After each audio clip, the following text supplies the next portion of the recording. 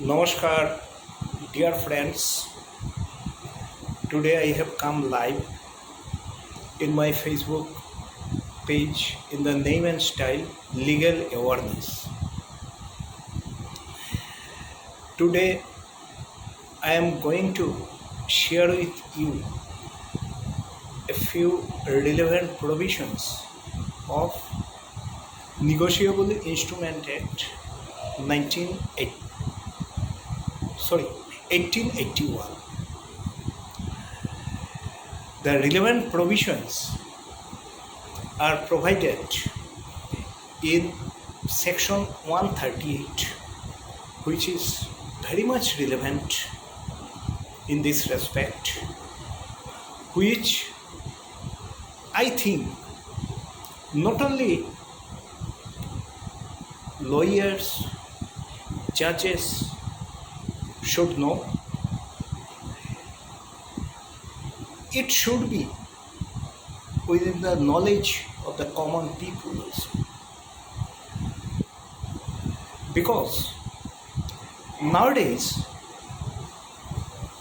the frequent occurrences of dishonor of checks has become a very common phenomenon in our day-to-day business life. Sometimes some of us tend to issue stale checks, knowing fully well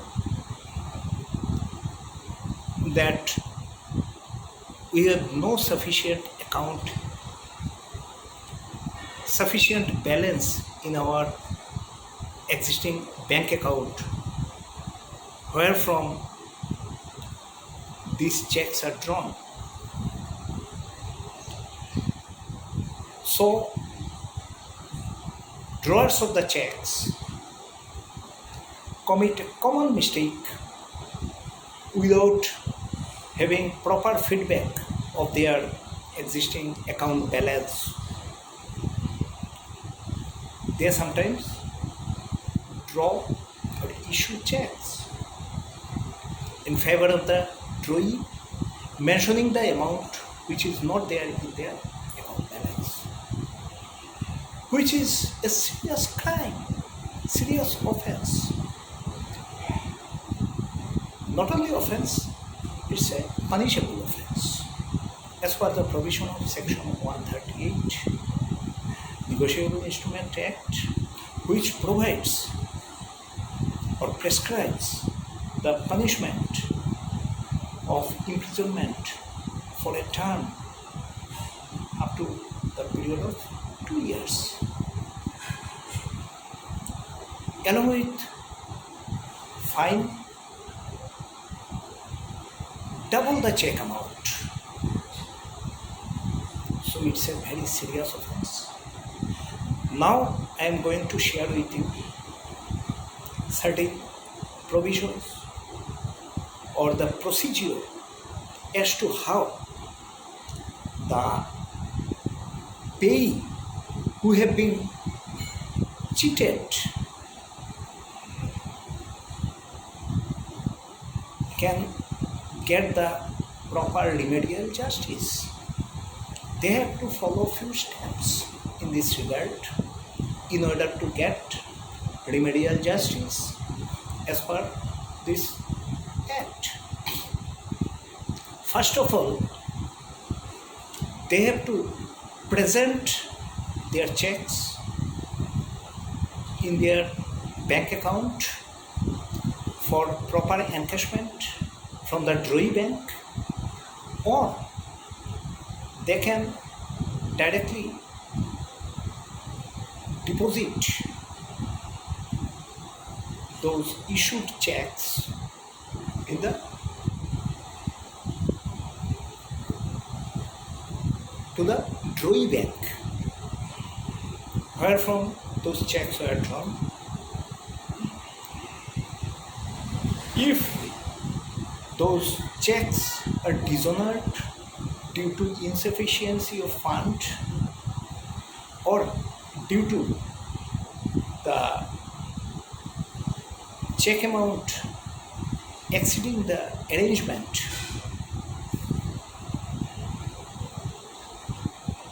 the information will be forthwith furnished by the banks, bank authorities to the payee that the concerned checks are bounced due to such and such reasons. The reasons they will furnish formally by issuing check returning memo. Another important aspect, check is to be presented before the bank within the prescribed period of 6 months or the period prescribed or specifically printed in the check itself, whichever is earlier. So immediately after getting the information, what the payee is to do, he is to approach an expert lawyer who generally deals with those sorts of cases, or who has gained so much of experience in this line that they can be easily approachable. With full confidence, the payee should consult a specialized person in this respect as to what he has to do.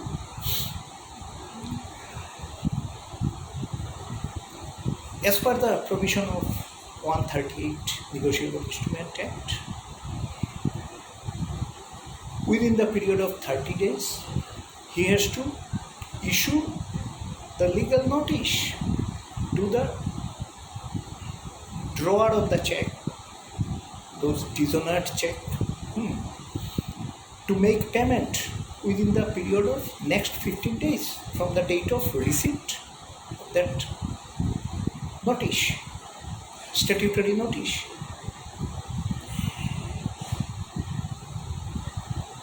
If the offender or drawer fails to do so as per the demand made in the check, the victim or payee or holder of the check can file criminal complaint case within the period of another 30 days from the date when cause for action or cause of action has arisen. That will arise immediately on expiry of that stipulated time period of 15 days. That is the notice period. On the expiry of that notice period. So from that date, when the cause of action has arisen, within the next 30 days period, the victim has to approach the criminal court not below the rank of judicial magistrate first class or chief judicial magistrate, or if the place is metropolitan city, chief metropolitan judicial magistrate, stating all those facts, specifically mentioning the date of presentation of the check, date of issuance of the check, then the date of presentation of the check, date of furnishing of information of dishonor of check, date of serving of notice to the drawer of the check, the date when the notice period has expired, these are to be mentioned, and obviously the date on which that complaint petition has been filed.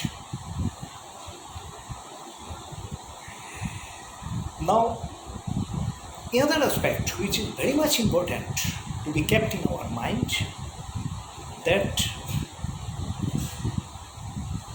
on receiving the complaint as such, the court will definitely ask or summon the accused person, the offender, or the drawer of the check. That is the offender who had issued that stale check. He will be summoned to appear before the court. He will be given the opportunity to compound the case. That is, he can make compromise. He shall have the liberty to make compromise to avoid the stringent consequences of this sort of offenses. So, the liberty to compound the case is provided in section 147, Negotiable Instrument Act. So, this liberty the accused person shall have. So, my advice to the accused person is to, or so to say, that my initial advice would be to ask the accused person to compound the case. But if that is not done, then only the accused person or offender or the drawer of the dishonored check will face the music. He will have to stand the trial, and he will have to face the consequences thereof. If conviction is done, he will definitely have to face the conviction verdict. That is, imprisonment up to the period of 2 years is must.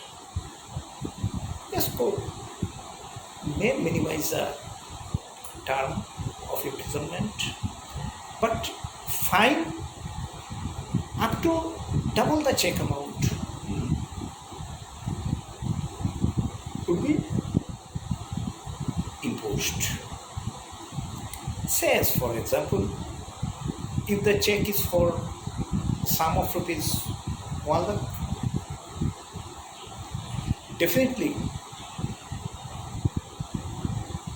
fine of the check amount would be there. In addition to that, some extra amount in the form of fine that will also be realized from the offender.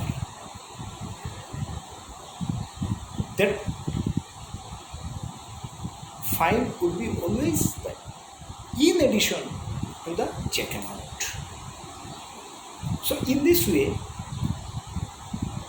the total fine may amount up to double the check amount.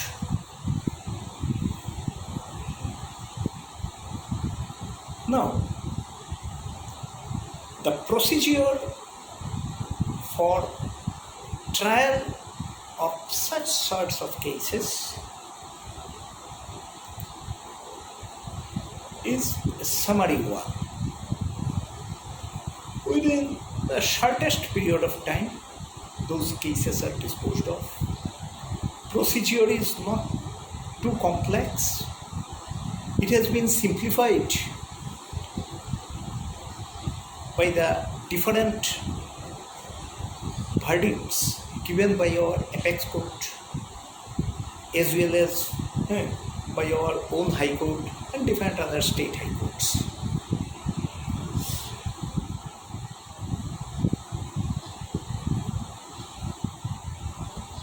So in the process of trial, court always keeps in mind that those checks in question were issued in discharge of any liability towards the payee.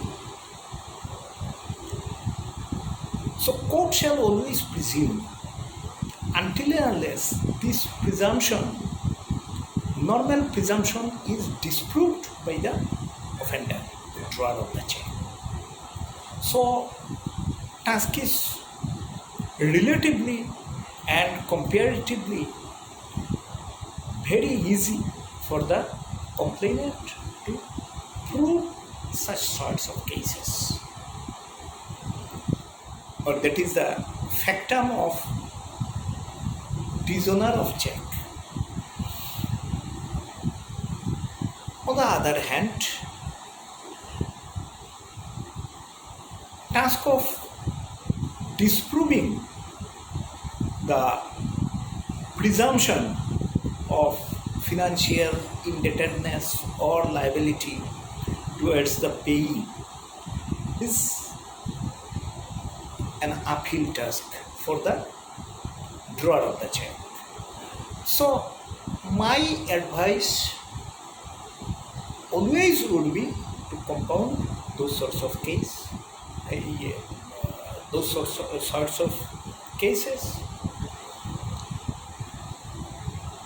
in negotiation with the complainant, victim, or payee of the checks. With these few words, I beg to leave at the moment. Obviously, next time I will come up with other law-related matters in front of you. I will be much obliged if you please follow my Facebook page, subscribe my page, and like and give your valuable comments in the comment section, and share my page with your friends, near and dear ones, which will be very much beneficial, I hope so, because I will be always confined to sharing with you whatever legal knowledge I have acquired through experience, studies, through my practice. With these few words, once again, I like to leave. Vande Mataram, Bharat Mata Ki Jai. Stay safe and secure with this